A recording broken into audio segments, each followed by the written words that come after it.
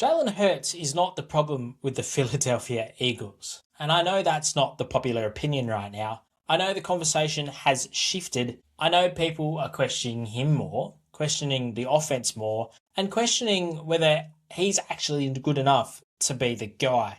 But here's what I also know. 31 wins against teams with winning records, including playoffs, which is a .67, the highest by any starting quarterback since 1950. With 15 minimum starts. So before we talk about what he can't do, maybe we should spend a little bit more time talking about what he actually can do. That's where we start today. Welcome to the Sunday Standard. Welcome to the Sunday Standard, episode 7. I'm your host, Anders. This week, we start with Jalen Hurts and whether the criticism is actually fair. And off the back of that, where he sits when you stack every quarterback against each other. Then the NFL and what's actually being built here in Australia after the commissioner spent the last week here on the Gold Coast and in Melbourne after selling out the MCG for week one's matchup between the Rams and Niners. Draft dominoes, because one pick in this class is about to change everything. And the Power Index is back for another week with rankings 11 through 6. Let's get into it. Let's start with Jalen Hurts, because the biggest question right now isn't just how good he is. It's whether the criticism around him is actually fair. Because if you listen to the conversation, it's trending in one direction. People are questioning him more, questioning the offense, questioning whether he's the ceiling or the floor of this Eagles team. And watching the games, you can understand why. The offense doesn't always look clean. It doesn't feel fluid. A lot of it feels controlled, heavy shotgun, pre-snap adjustments, layered reads, and over time, that structure becomes easier for the defense to diagnose. And when that happens, it can look like a quarterback is forcing things, working outside of a structure rather than within it. And when a quarterback starts freelancing, you don't really have an offense anymore. That's where a lot of the Hurts criticism starts. The system looks limited. The production looks inconsistent. The eye test doesn't always match the expectations. Then you bring in the numbers. In 2023, nearly 3,900 yards, 23 touchdowns, but 15 interceptions. Some valid concerns there. Then 2024, the completion percentage climbs close to 69%. The touchdown to interception ratio tightens. Passer rating pushes past 100. And they win a Super Bowl. That looks like genuine growth. That looks like a quarterback taking control of the offense. Then 2025 dips again. Touchdowns go back up from the initial 23 in 2023, but the efficiency slides. Completion percentage falls back under 65%, and the quarterback rating again drops. And now you're looking at the arc thinking, this isn't a clean upwards trajectory. This is a quarterback who fluctuates. So if you're criticizing him based on that, there's validity to it. But then you add to the pressure data, and this is where the conversation starts to shift. Hurts has been consistently one of the more pressured quarterbacks in the league. The sack numbers in the mid-30s across multiple seasons, and that's not a one-off, that's a pattern.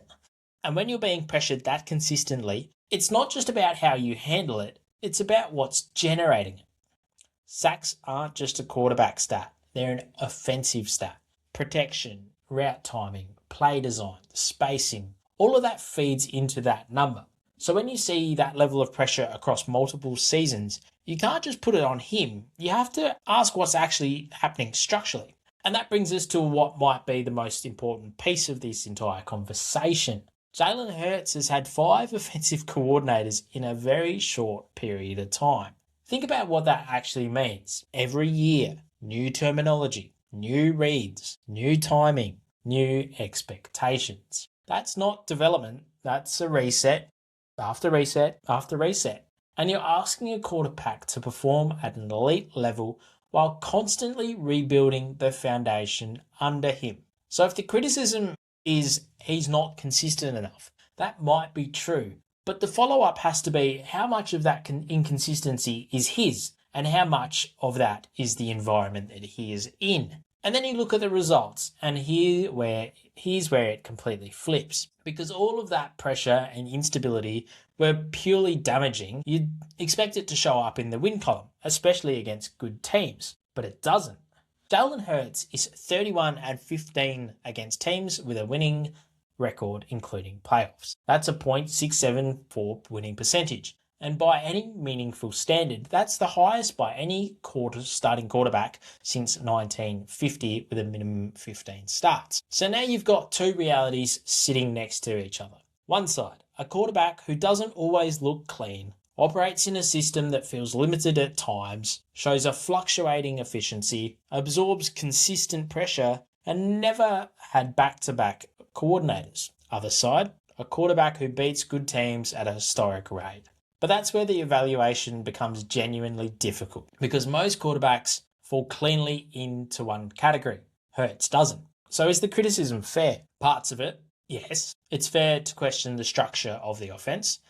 It's fair to ask whether he consistently elevates the system. It's fair to look at the efficiency fluctuations and demand answers. But I think a lot of the criticism ignores context. It ignores the structural pressure he operates under. It ignores the 5 years of coordinators cycling through, and it ignores that through all of it, the results against the teams that are supposed to expose you are still there. Where I land in this, Jalen Hurts is not the problem, and we also don't have enough stability around him to definitively say he's a top 5 quarterback. The environment hasn't allowed us to find that out, and until it stabilises, we might never get a clean answer. Now, all of that only really means something when you put him next to everyone else, because analysing one guy in isolation is easy. The harder question is where he actually sits. So let's do that. And instead of a straight list, I break it into tiers, because tiers tell you how these quarterbacks function, not just how they compare. At the very top, the elite tier. Mahomes, Allen, Burrow, Stafford. This is a small group for a reason. These are quarterbacks who don't need perfect structure. They solve problems. When protection breaks down, they fix it. When the play isn't there, they create it. And they do it consistently, not just occasionally, not just in the regular season, but in moments that define careers. Mahomes is the standard. Whatever changes around him, he stays the same. Josh Allen brings physical dominance. He doesn't beat you. He overwhelms you. Burrow brings a kind of surgical calm. Everything feels calculated. Nothing feels reactive. And Stafford, for me, is still one of the best pure throwers in the league, especially when the margins shrink and the throw has to be perfect. The defining trait at this level isn't talent. It's that they make the game smaller when it should be getting bigger. Then you move into the top tier. Jackson, Herbert, a Goff, a Prescott. These are franchise quarterbacks, clearly capable of winning at a high level, but they don't dominate games with the same consistency as the tier above them. Lamar can take over a game, but it's explosive, dynamic, and not always controlled. Herbert has the physical tools, and you're still waiting for those tools to consistently translate into defining moments. Goff, inside a functioning system, looks elite. Outside of it, the question mark is still there. Dak sits squarely in that space where he's very good, very productive, and the conversation always ends up at the same place. What happens when the pressure is the highest? And this is where Hurts fits, right on the boundary of this group. There are games where he looks like he belongs in the elite conversation. There are stretches where he clearly is top tier. And then there's also moments where the system looks like it's carrying a lot of the weight. That range is the problem. Not because fluctuation is unusual, but because we can't yet tell what's driving it. And then you get into what I call the great tier. Your Darnolds, your Mayfields, your Purdys. This is where system really starts to matter. These are quarterbacks who can absolutely win you games, but they need structure. They need offense to function around them. They need consistency in their environment for the ceiling to show up. This is the key distinction across all three tiers. The elite guys don't need the system. The top tier guys benefit from it, and the great tier guys rely on it, which is exactly why Hurts is so difficult to place. Depending on what surrounds him, he can look all three. All right, let's shift gears, because what the NFL is doing in Australia right now, this isn't just a one-off game. This is commitment. When Roger Goodell is flying out here personally and talking about putting flag football kits into schools across the entire country, that's not marketing. That's infrastructure. That's long-term investment. And you don't even have to guess what the league is thinking, because Goodell said it himself. There's no question that we're going to be playing here again. And then double down. We're coming here for the long term. This isn't a circus. That tells you everything. This is a market they're serious about building, and it lines up perfectly with what's happening globally, with flag football now part of the 2028 Summer Olympics. So now think about what that means for Australia. Not only are we hosting games, we're hosting the 2032 Summer Olympics. The Olympics don't just showcase a sport, it explodes it. Participation goes up, visibility goes up, and suddenly there's a real pathway from schools to national teams to representing your country. So now when you hear flag football in schools, isn't just about kids playing something new. This is about building future Olympians. Because it's one thing to watch the NFL from Australia, it's another thing to grow up playing it. And if kids are introduced to the sport now, by the time we hit 2032, we're talking about a full generation already connected to the game. Not just fans, players. And this is where it gets really interesting. Because if you zoom out, this isn't just about participation. It's about identification. Because the UK built fans. But Australia might build players. And we've already seen it. Jordan Mailata from the rugby league to the NFL, and Michael Dixon, one of the best punters in the league. So the pathway already exists. Now imagine what it looks like at scale. Because if you start producing real talent out of this region, now the entire conversation changes. Now you're not just a market that consumes the NFL, you're a market that contributes to it. And that's when the investment becomes different. That's when it's not just games, it's pathways, it's academies, development systems, and that's how you go from being an international audience to being part of the ecosystem. And then you pair that with what is happening in week 1, the Rams and the Niners at the MCG. And this is the part that really matters. That game is basically sold out in 2 days. 100,000 seats gone.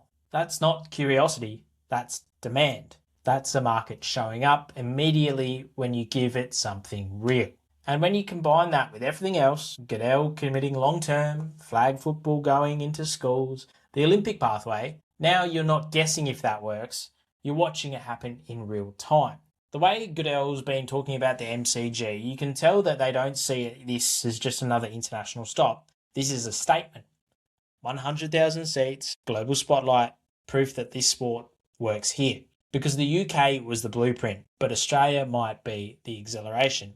You've got the audience, you've got the infrastructure, and now you've got the alignment across the NFL, the Olympics, and the grassroots development. So no, this isn't a novelty. This is the NFL building something real in Australia, from schools to stadiums to the Olympic stage. Now let's talk about the draft, because this is where things get reactive. Every draft has a moment where everything changes. One pick that forces the rest of the league to adjust. And for me, that moment in this class is the Arizona Cardinals at pick 3. Because they don't just pick, they control the draft. If they stay, everything plays out relatively clean. Teams trust their boards, positions fall where they should, there's structure. But if they move, everything changes. Because now it's not about talent, it's about fear. Are we about to miss out? Do we need to jump? Is this the start of a run? And once that mindset kinks in, the draft stops being about value and starts being about urgency. That's where mistakes happen.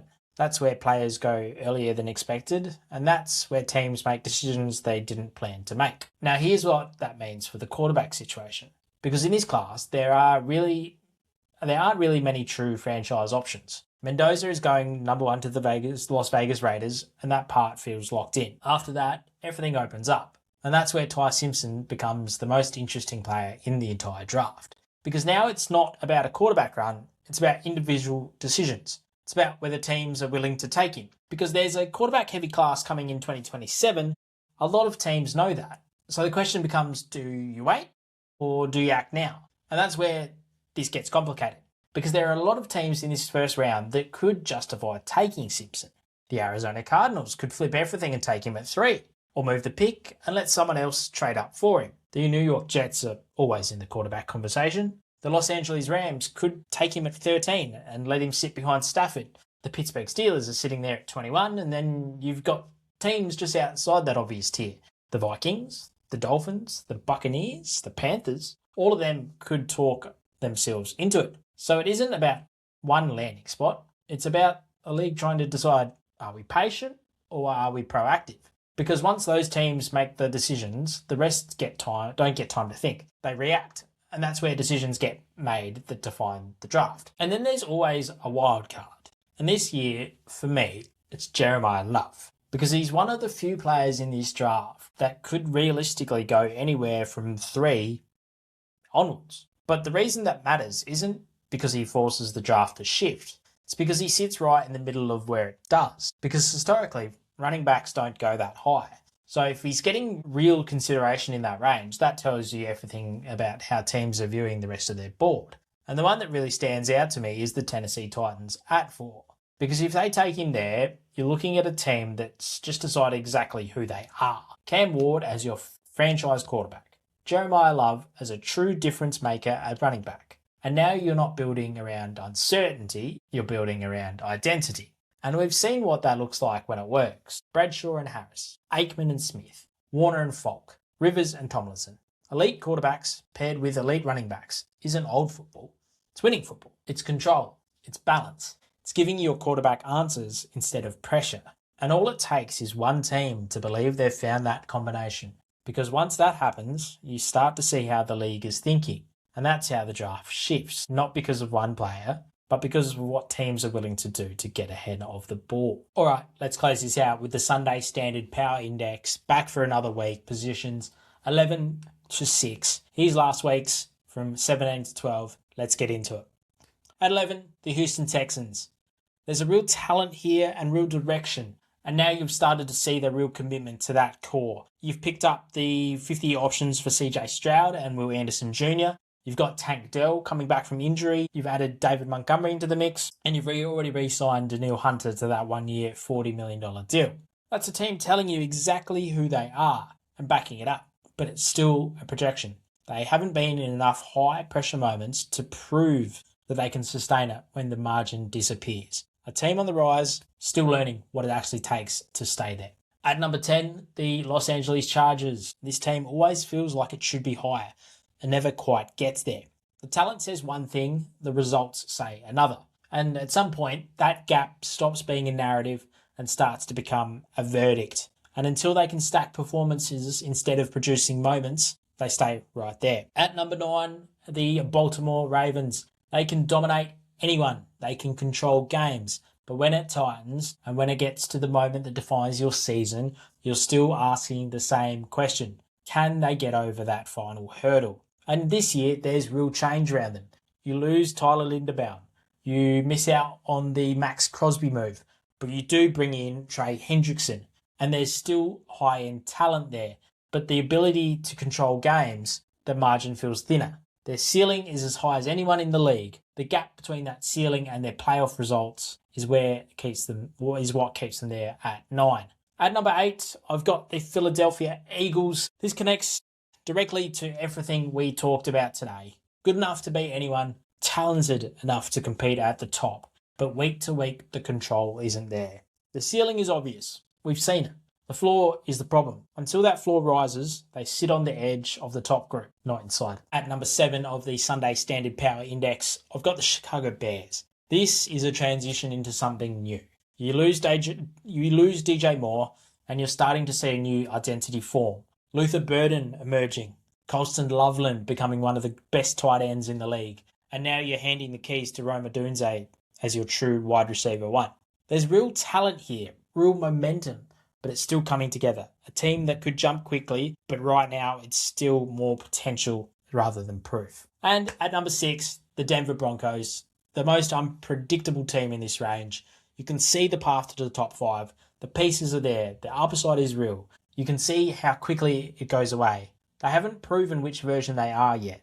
And now you can add Jalen Waddle into the mix, a move that could completely change the ceiling of this offense. The question is, was he the missing piece? And was it the right decision to give up that much capital to get him?